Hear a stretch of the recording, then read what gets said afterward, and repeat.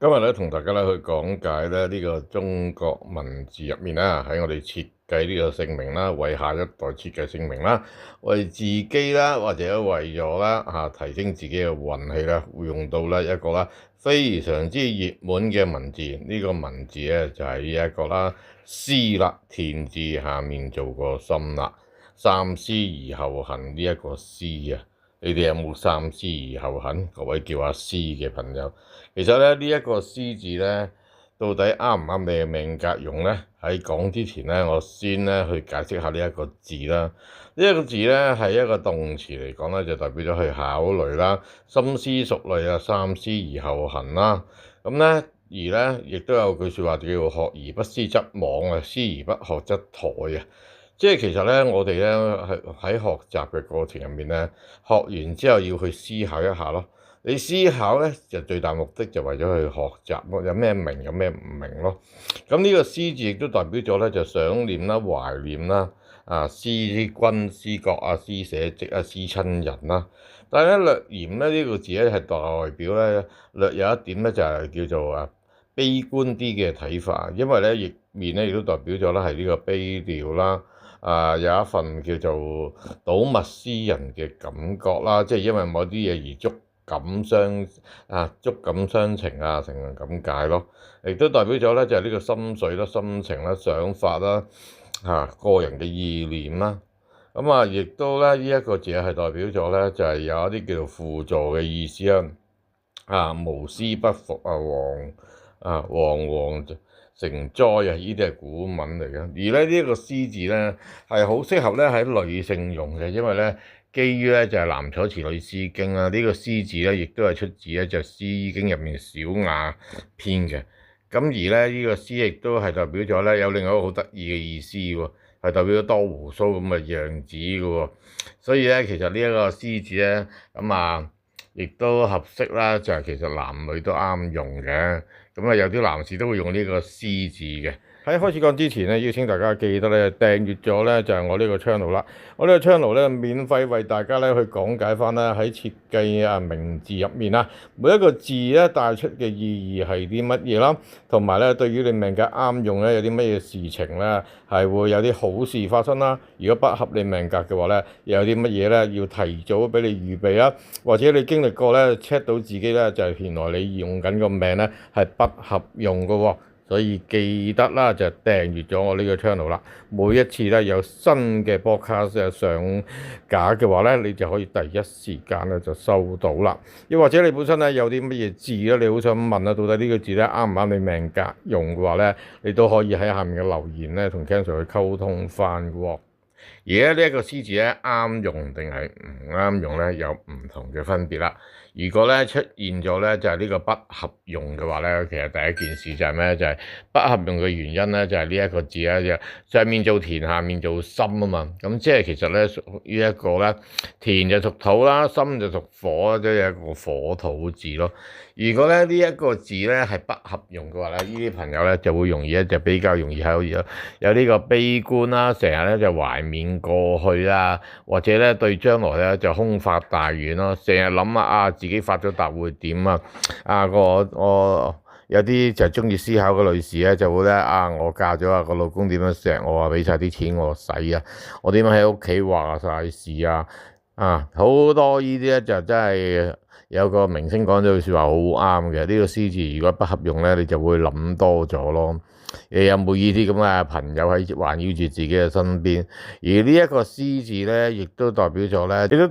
咧，一個人咧就好多時咧就追求一份叫做感覺，尤其是咧喺男女之間，不論你係男士定係女士啊，尤其是咧好着重咧就係呢一個啦，男女交歡嗰時咧嗰種咧滿足感。當然性慾咧係人嘅好多做事嘅推動力，但係會咧不合用嘅人咧就會咧好鬼中意沉迷咧就係呢個戀愛，甚至乎咧經常沉迷咧就係同即係另外一半啦喺度親熱即係講句俗語啲就日又想搞嘢，夜又想搞嘢咯。假如咧閣下咧想 Ken Sir 咧去贈言啦，去認知咧你自己現在咧用緊嘅中文啦，呢個名字咧是否同你嘅命格去配合嘅話咧，邀請你咧就將你嘅名字啊，即係你嘅姓氏可以唔需要提供，係不需要提供你嘅姓氏，將你嘅名字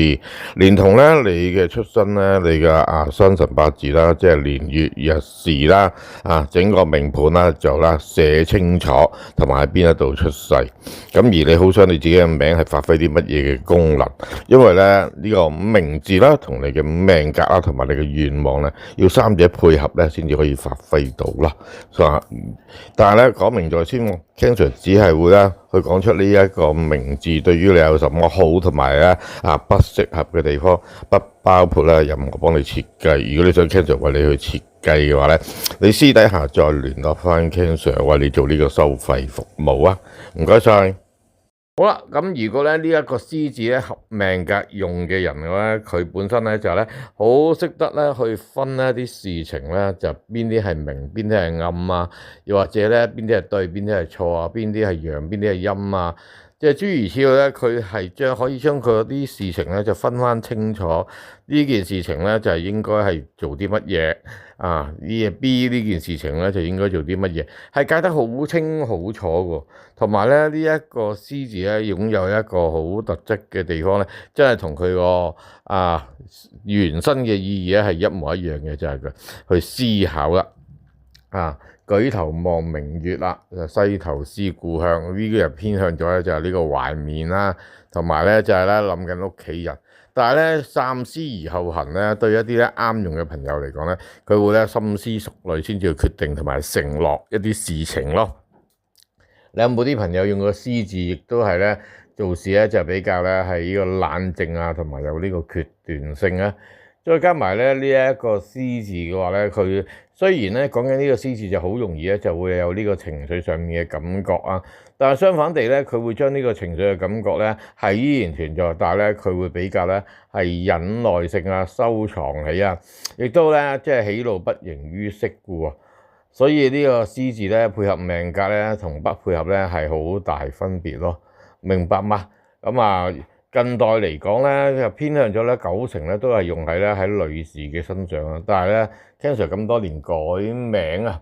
喺透過改名而幫人改命嘅過程入面咧，亦都有好多朋友咧，佢亦都係用呢一個獅字嘅，即係我指嘅係當然係男性啦。所以咧唔好笑人哋點解會用呢一個字啊，因為你唔知道佢係用喺正面啦，定係用喺邊一方面啦。因為設計名字入面咧，我哋最主要都要講翻咧個福主咧，佢自己好想係發揮啲乜嘢嘅功能，再配合佢嘅命格，我哋先要考慮咧用唔同嘅字嘅意義啦、字嘅五行啦，去到最尾先考慮啲筆畫嘅。如果咧你識嗰啲師傅都仲係咧停留咗咧喺啲筆畫上面啦，呢個幾多畫吉數呢個幾多畫凶數呢個筆畫咧就空中帶吉呢個筆畫咧就吉中帶凶零字尾係唔用得即係如果你識嗰啲師傅仲係咧咁幫人設計名字係停留啲層次嘅話咧，咁我只可以話俾你聽，除咗膚淺兩個字之外咧，可以直接咁講，就根本就唔識，因為好簡單，呢啲內容你上網都學到啦。細鬼揾師傅去設計咩？因為佢哋啲字根本都冇考慮字嘅意思。總之求其啱筆畫就硬套嘅，你都唔係想俾人哋咧就硬套喺你身上噶嘛。所以好正常地，第一件事我哋要睇字嘅意義同第二嘢睇五行上面嘅配搭咯。講多咗啦，咁大家有啲乜嘢嘅文字想 Ken Sir 去幫你講解嘅，可以喺下面嘅留言話俾 Ken Sir 知啦。可以嗎？下一個 video 再同大家講其他嘅文字。